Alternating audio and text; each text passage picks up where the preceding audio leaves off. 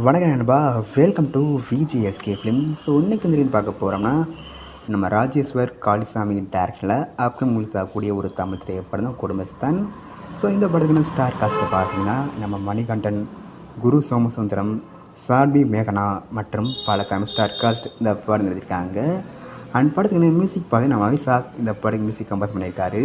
So ரீசெண்டாக இந்த படத்துக்கான நியூ போஸ்ட் அந்த மாதிரி போஸ்ட் பார்க்க தரமாக இருக்குது. ஸோ ஃபைனலாக இந்த படம் மியூசிக் பார்த்தீங்கன்னா அப்டேட் வந்திருக்கு.